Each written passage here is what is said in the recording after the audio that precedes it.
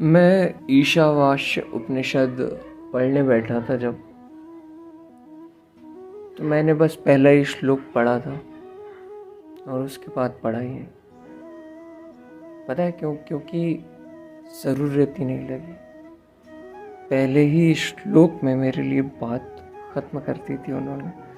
वो श्लोक क्या है वो सुनो, कि वह पूर्ण है, वह मतलब ब्रह्म परमात्मा, वह पूर्ण है और यह भी पूर्ण है, क्योंकि पूर्ण से पूर्ण की ही उत्पत्ति होती है तथा पूर्ण का पूर्णत्व लेकर भी पूर्ण ही बचा रहता है। तो क्या कहा जा रहा है? कहा जा रहा है कि सपोज कहते हैं ना कि ऋग्वेद में ये बात है, कुन फायकुन गाने में ली गई है कि जब कहीं पे कुछ नहीं भी नहीं था, वही था वही था वही था वही था।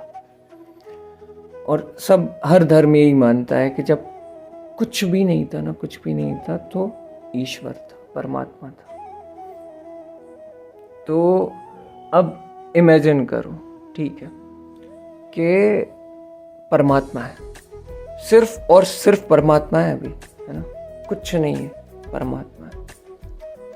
और अब अगर परमात्मा कुछ बना रहा है, कुछ भी बना रहा है ना, मान लो उसने चांद बनाया, उसने सूरज बनाया, उसने तारे बनाए, उसने पृथ्वी बनाई, उसने सारी गैस बनाई, उसने ग्रेविटी बनाई, उसने हर चीज़ बनाई, है ना, पंच तत्व बनाया उसने।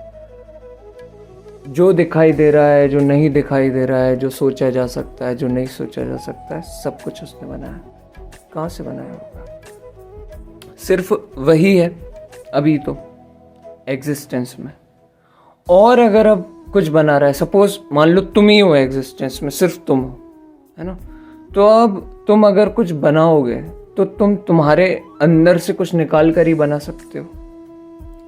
और अब तुम अगर ये भी इमेजिन करते हो कि वो एक उसके अंदर चमत्कारी शक्ति थी परमात्मा के अंदर और उसने ये सब बनाया, तो वो बेटा चमत्कारी शक्ति भी तो उसके अंदर से ही आ रही है और वो चमत्कारी शक्ति उसी का हिस्सा है। और उससे अगर जो कुछ बना है तो वही हुआ ना। भगवान से अलग कुछ बना ही नहीं सकता था। अगर शैतान भी बनाए तो वो फिर भगवान से ही बना है ना। सारी अच्छाइयाँ बुराइयाँ सब उसकी, है ना। तो तुम भी वही हो, तुम भी परमात्मा हो, इसलिए कहते हैं तत्वमसि। तुम वो हो, अहम ब्रह्मास्मि, मैं ब्रह्म हूँ। कितनी सुंदर बात है और लॉजिकल बात है। तो अगर बात समझ में आनी होगी तो यहीं आ जाएगी, और नहीं आनी होगी तो फिर ढूंढते रहो, खोजते रहो उसको, नहीं आएगी।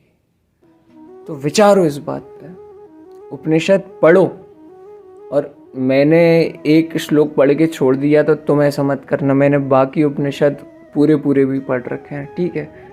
सुनो ज़रा, ओशो को, आचार्य प्रशांत को, जय कृष्ण मूर्ति को, जिन्होंने उपनिषद के ऊपर बात करी है या सेल्फ नॉलेज के ऊपर बात करी है, सुनो यार उन लोगों को। वो कुछ ऐसा बता रहे हैं जो कोई नहीं बता सकता, जो तुम्हारे मस्तिष्क की औकात नहीं है अभी सोचने की। वो उनके अनुभव में वो बात है।